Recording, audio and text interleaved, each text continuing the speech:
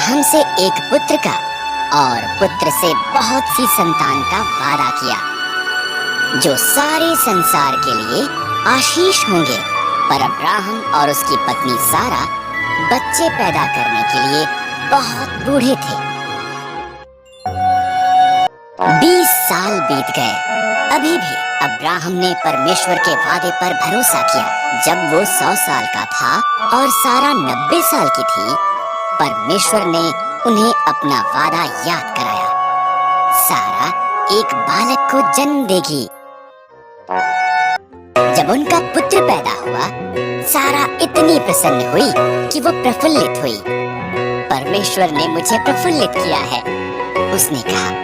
इसलिए उन्होंने उसका नाम इसहाक रखा, जिसका अर्थ है वो हंसता है। जब इसहाक एक छोटा लड़का था, परमेश्वर ने अब्राहम को उसके पुत्र को मोरिय्याह पर्वत पर ले जाकर उसकी बलि देने को कहा।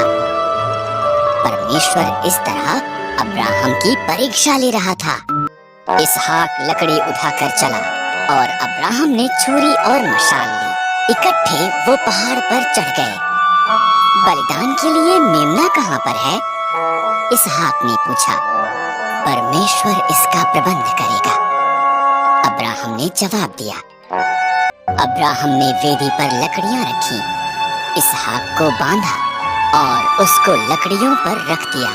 जैसे ही उसने इसहाक को मारने के लिए छुरी उठाई, एक स्वर्गदूत ने उसको नाम लेकर आवाज लगाई, अब्राहम। लड़के को मत मार। स्वर्गदूत ने कहा, परमेश्वर जानता है कि तू उसके वादे पर भरोसा करता है। उधर झाड़ियों में देख, एक मेढ़ा अपने सींगों से झाड़ियों में फंसा हुआ है। इसके बदले उसे बलिदान कर। इस तरह अब्राहम ने उसके पुत्र की बजाय मेढ़े को बलिदान किया। उसने उस स्थान को यहोवा यिरे, परमेश्वर प्रबंध करेगा, रखा, क्योंकि परमेश्वर ने बलिदान का प्रबंध किया था। ठीक जैसा कि परमेश्वर ने कहा था, उसका वादा सच्चा हुआ। याकूब के 12 पुत्र थे, पर वो अपने पुत्र यूसुफ को सबसे ज्यादा प्रेम करता था। उसने यूसुफ को एक विशेष चमकीले रंग का अंगरखा दिया।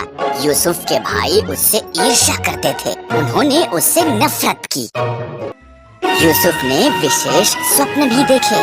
मेरे स्वप्न में हम खेत में पूले बांध रहे थे, उसने कहा, और तुम्हारे पूलों ने मेरे पूले को दंडवत किया। यूसुफ के भाइयों ने उससे और भी ज्यादा नफरत की। यूसुफ ने एक और स्वप्न देखा। सूर्य, चंद्रमा और 11 तारे मुझे दंडवत कर रहे थे। उसके पिता और उसके भाई कुड़कुड़ाए, क्या तू ये कह रहा है कि तू हम पर राज्य करेगा?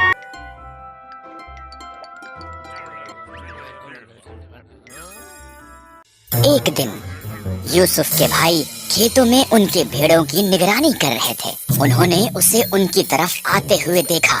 उन्होंने उसे मार देने और उसके सपनों का अंत करने की योजना बनाई।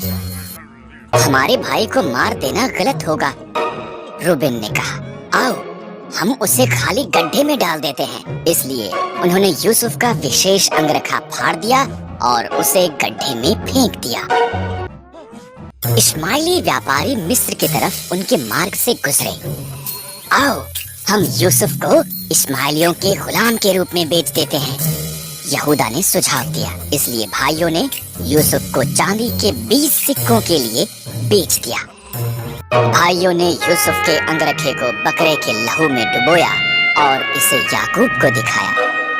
मेरा पुत्र मर गया है, वो रोया। इसी दौरान यूसुफ को मिस्र में ले जाया गया, लेकिन परमेश्वर यूसुफ के साथ था। मिस्र में इश्माइलियों ने यूसुफ को पोतीपर के पास बेच दिया, जो फिरौन का हाकिम था। परमेश्वर ने यूसुफ को आशीष दी और उसे सफल बनाया। पोतीपर ने यूसुफ को अपने पूरे घराने का अधिकारी बना दिया।